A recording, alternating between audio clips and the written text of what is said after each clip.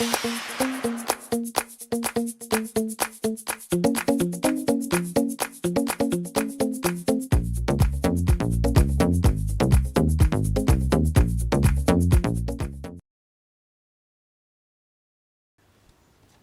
guys, welcome back to my YouTube channel and yet another Thursday.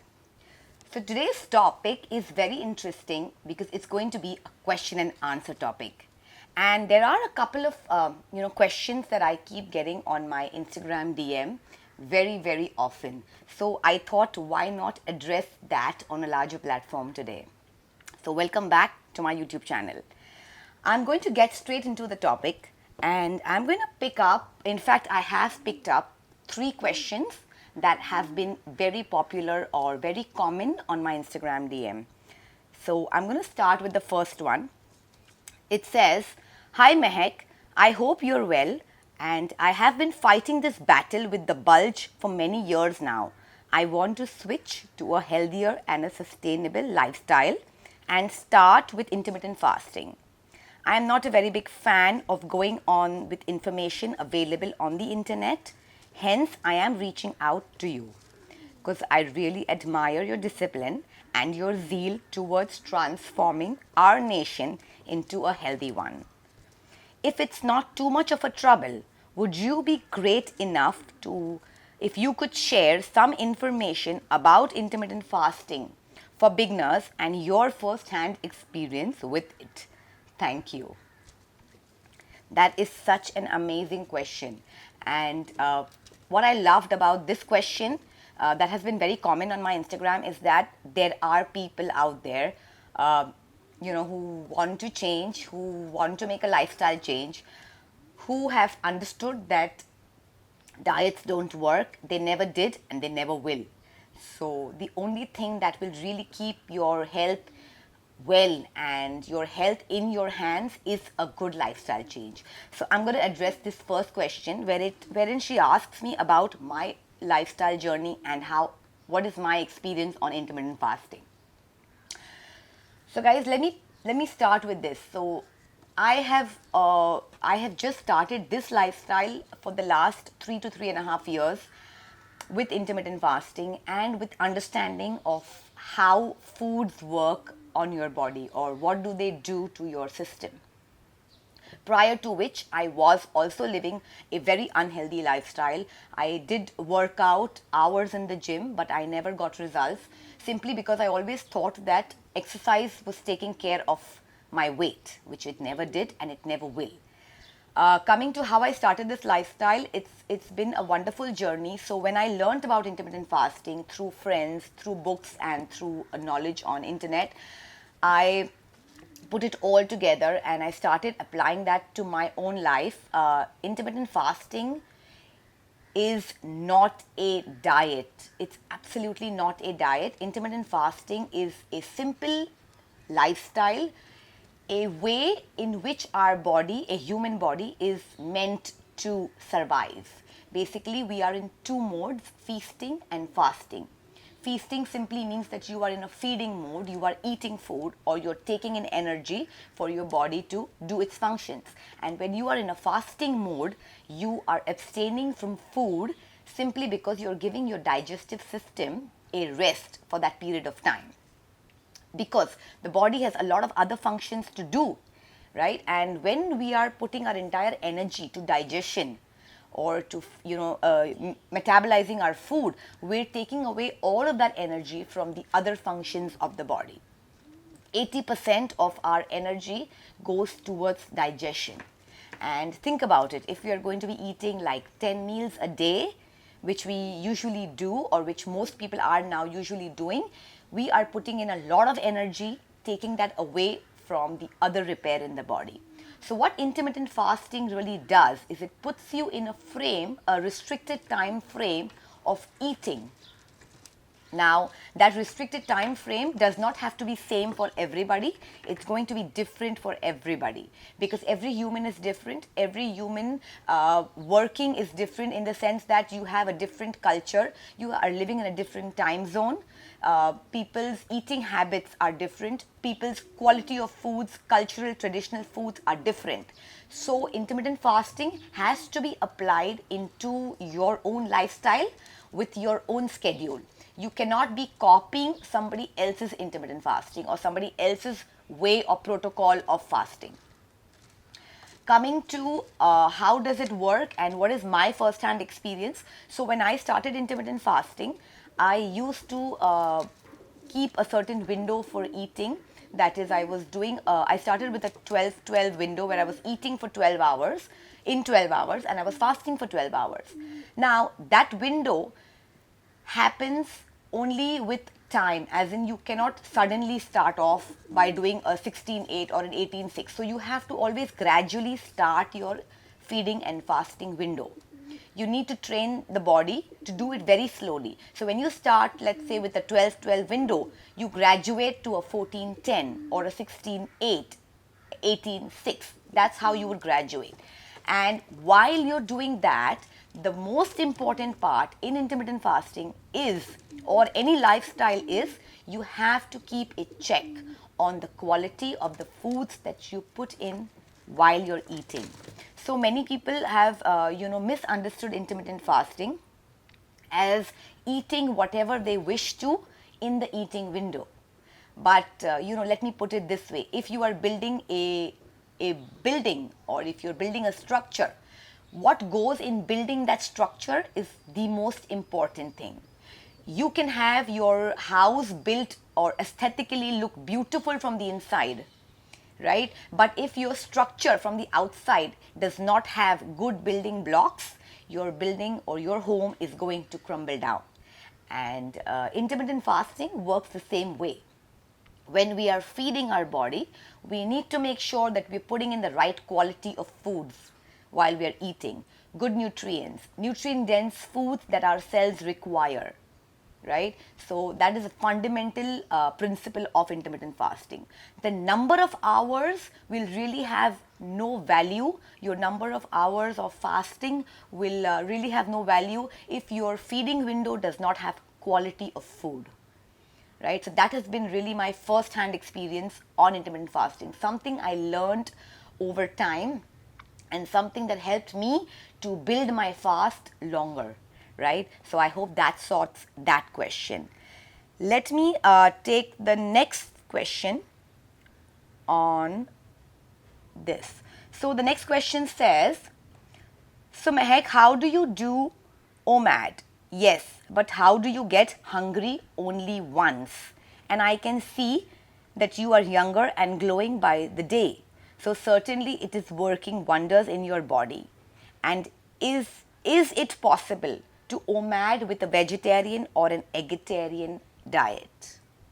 Right. So in the previous question, I already cleared what is intermittent fasting. It is a period of feasting and fasting.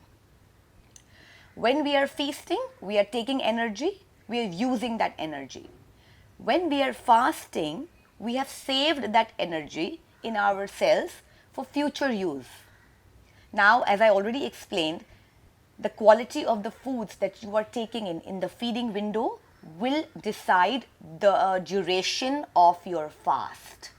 So I always tell people, if you have, let's say if you are doing a 16-8 protocol, which means you are fasting for 16 hours on water and you are feeding in an 8-hour window, there are times you may be hungry much before 8 hours. So that is an indication for you to check what I ate in my previous meal. Maybe I ate something that was not nutrient dense enough, or that my cells maybe required something better off and I haven't given that to my cells. So that is possible. That will happen sometimes. That is an indication that you need to up your quality intake. Coming to this question, what is an OMAD? Now, when I mentioned that when I started my intermittent journey, it was gradually over a period of time. So from a 12-12 window of feasting and fasting, I went into a 14-10. So feeding for 10 hours, meals within 10 hours, and then you fast for 14 hours. So on and so forth goes to 16-8, 18-6, 24, and then 22-2, and then comes 23-1. Now 23-1 is a protocol of fasting in which you are eating a meal in a 1 hour window, right? And you are fasting for 23 hours. Now, the next explanation, what I'm going to give you is a common explanation for even a 12-12 window or a 23-1 window. And that is the quality of your foods. That is the dependency of your body to use stored fats. So when we eat a meal, it can be carbohydrates, it can be proteins, or it can be fats. Our body is going to metabolize those foods in a certain way, right? It doesn't matter what time it is. If you have eaten a certain food that converts into your body as sugar, that's exactly what the body is going to do. It is going to convert that food into sugar. So things like your refined carbohydrates or your processed foods, your sugars are all going to be converted into sugar, blood glucose. Coming to what makes me survive maybe on a 1 meal a day or a 2 meal a day is simply the quality of the foods. So let me put it this way. If you see a baby crying, okay, and the baby is obviously crying for milk, right? Because that is the nutrient the baby needs. That's the food the child needs.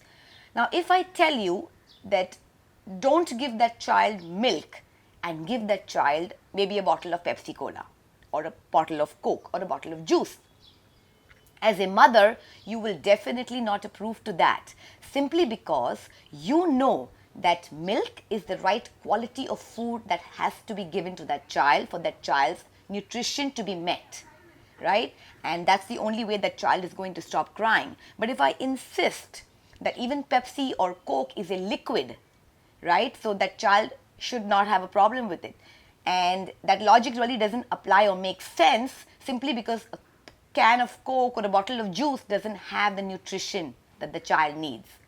And intermittent fasting, and in fact our body works the same way. Our body has a certain requirement of nutrition which it gets from our food, from the right quality of food. So the quality of food that you put into your body through your feeding window determines how well your fasting window is going to happen, right? That is the first thing. The second concept comes that what is the kind of food you're putting in, the quality again.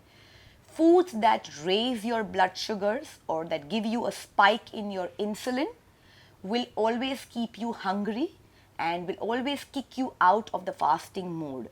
And that's when most people fail on intermittent fasting, when they feel that intermittent fasting doesn't work for them. Well, my friend, intermittent fasting always works and it always will work. It is the quality of the foods that you are giving your body in the feeding window. If you look at intermittent fasting on a spiritual aspect, you may know that most religions, be it the Jains, the Hindus, the Christians, the Muslims, have incorporated fasting as a lifestyle in their journeys or through ancient years. Most of our ancestors have been doing fasting. It's not something new or some kind of an invention of any guru. There is no such thing. Intermittent fasting is not been invented. It was science, it is science, and it is always going to prevail, right? So coming back to the question, how do I do a 1 meal a day? Simply because I eat foods that my body requires, that my cells feel happy about. So if you give a small crying baby milk, that child is going to stop crying, right? Simply because it has received what it needs to nourish and flourish. And our cells are the same way. We need to stop or rather train our body to get off the dependency of glucose, of burning sugar as fuel. See, constantly the way we are eating today, we are eating multiple meals in a day, which is constantly rising and giving a rise and a fall to our blood sugars and to our insulin. Insulin is the hormone which will, shuttle your sugars into the cells where it is required, and the not so required or the excess will go into your fat cells, and that is what is making you fat. So applying intermittent fasting in your lifestyle as a lifestyle is very simple. You just climb it step by step. Don't expect magic to work within a month. It's not going to happen. There is no race in intermittent fasting. So I also get this query on intermittent fasting about, you know, how should we do it? Should I do what my friend is doing, or should I do what my mom is doing? No, you need to do what suits your work, what suits how your hunger is propping up, how your hunger keeps coming up. You need to address your own system, your own body. There is no race, there is no kind of a competition here. Do only as much as your capacity, not someone else's, right? Coming to OMAD, so yes, I do one meal a day. In that one meal a day, I am fasting on water for 23 hours, and I'm eating in a 1 hour window. And I make sure that I eat a well balanced meal. Well, I do not take carbohydrates as in refined carbohydrates. I do take a low carb lifestyle. I adapt to things like some veggies, some good protein from animal meat, my fats coming from my nuts, seeds, oils, my dairy coming from my cheese, paneer sometimes. You will see that also a lot on my plate. So when you give yourself a good enough meal, yes, you can do one meal a day, simply because you are not hungry over and over again. You need to understand to address your body when it is hungry. You don't need to address your body as per a diet paper, right? When you do that, gradually you will be able to sustain a good one meal a day. Coming to vegetarians and eggetarians, definitely there is a choice that they can do one meal a day.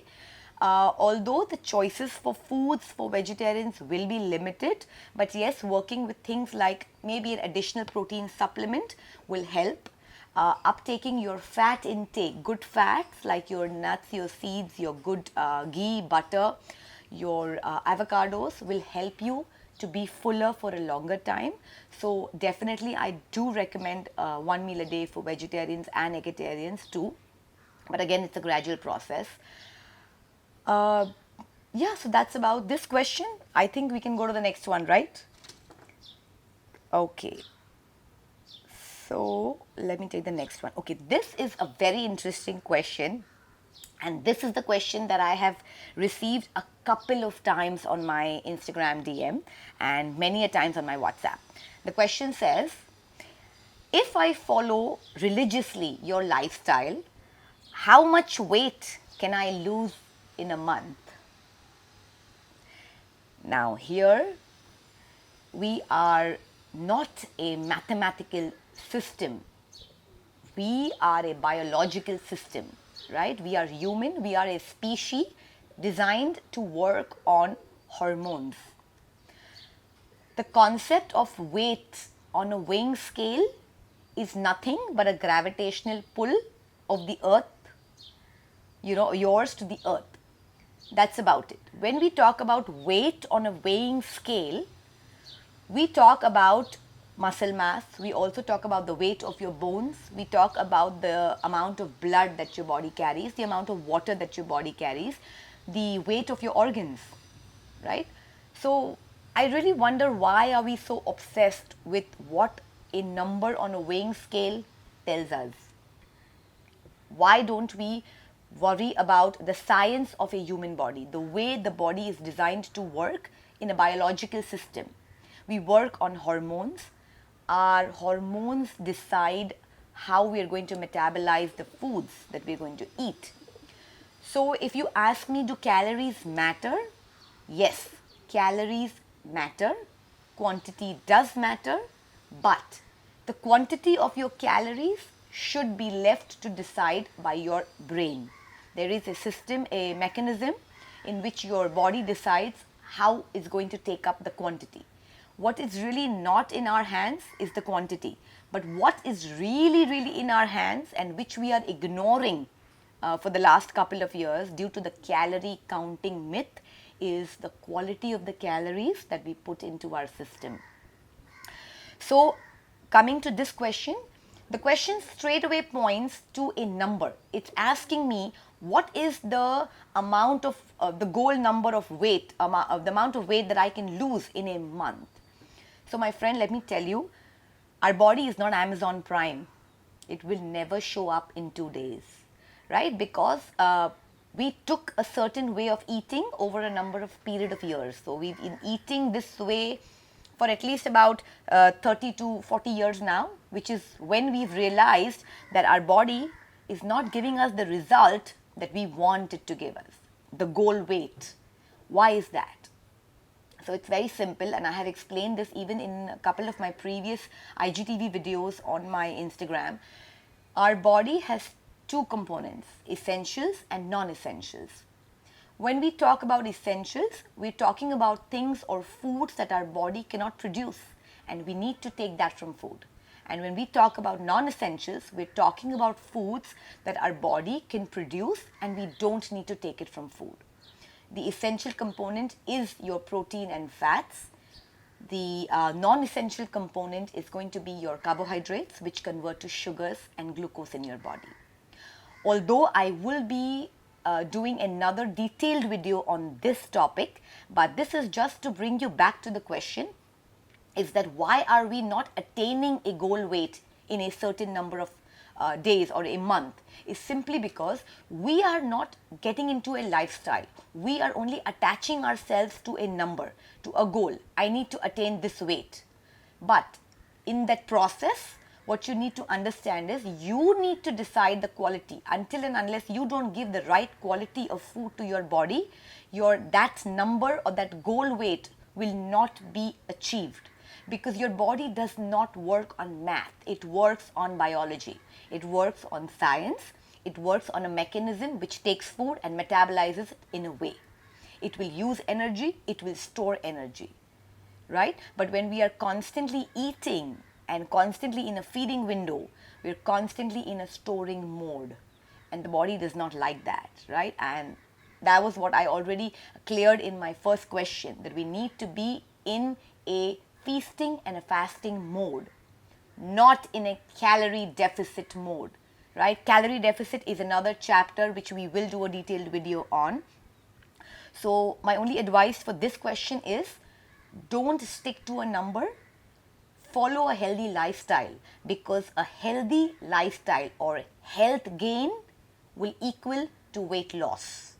And weight loss will only be determined on how toxic your body is, or let's say how many years it has taken to make you unhealthy. You cannot become healthy overnight simply because you did not become unhealthy overnight.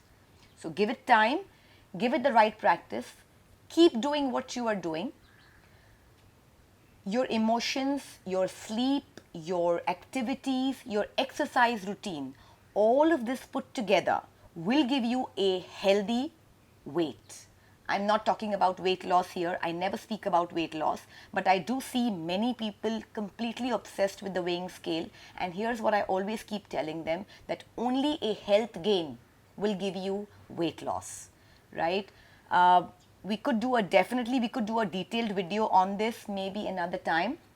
But I'm hoping that I solved these 3 questions which have been very common on my Instagram, I'm sorry. And if you have not yet been on my Instagram, please get to it. It's Fit with Mehek. You can check my page. I have a lot of information that I share and a lot of knowledge that I read from books.